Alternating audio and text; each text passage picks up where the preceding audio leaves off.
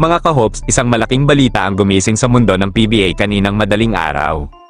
Isipin ninyo ito, isang dating NBA first round pick, isang 7-footer na center, at isang player na may experience sa iba't ibang international leagues. Biglang pumirma bilang bagong import ng San Miguel Beermen.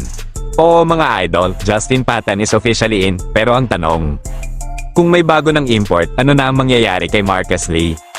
At sapat ba ang bagong pagbabago na ito para ibalik ang championship form ng San Miguel?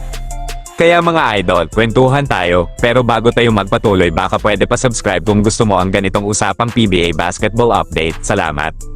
Nakumpirma nga kaninang madaling araw na pumirma na ang former NBA player at 2017 first round pick, 16th overall selection na si Justin Patton bilang bagong import ng San Miguel Beermen sa kasalukuyang PBA Commissioner's Cup.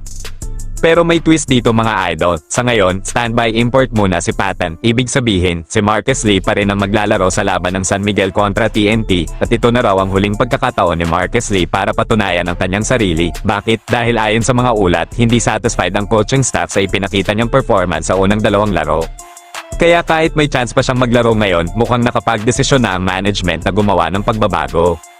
At dito na papasok ang bagong armas ng Beermen. Para sa mga bagong fans, kilalanin natin sandali ang bagong import. Si Justin Patton ay 6'11 hanggang 7 feet ang taas at ngayon ay 28 years old. Bago pa man siya makarating sa NBA, kilala na siya ng maraming Pinoy basketball fans. Bakit? Dahil naging teammate siya ni Kobe para sa Creighton University sa NCAA Division I sa United States. Noong 2017 NBA draft, napili siya bilang first round pick, ika-16 na overall. Sa NBA, nakapaglaro siya para sa mga koponang tulad ng Minnesota Timberwolves, Oklahoma City Thunder, Houston Rockets. Bukod pa dyan, naglaro na rin siya sa iba't ibang liga sa buong mundo, kaya masasabi nating malawak ang international basketball experience niya. At ayon sa mga analysts, mas offensive ang laro ni Patton kumpara kay Marcus Lee, may scoring siya sa loob, may mid-range at outside shooting, at may rim protection din sa depensa. Isa pang interesting na factor dito mga idol, ang playing style ni Justin Patton ay hindi sumasapaw sa laro ni Jonmar Fajardo, sa halip, complementary sila.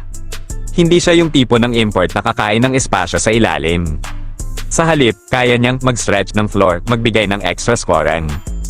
At tulungan si Jonmar sa rebounding at defense parang kay Soto-style big man na may mobility at outside shooting. Kaya kung tutuusin, mas magiging effective si Jonmar sa setup na ito. At kung mag-click ang tandem na ito, delikado ang San Miguel. Samantala, hindi lang San Miguel ang may drama sa liga ngayon. Matapos talunin ng NLEX Road Warriors ang Barangay Ginebra sa score na 118-113, kitang-kita ang frustration ni Justin Brownlee. Imagine this mga idol, 46 points ang na-score niya.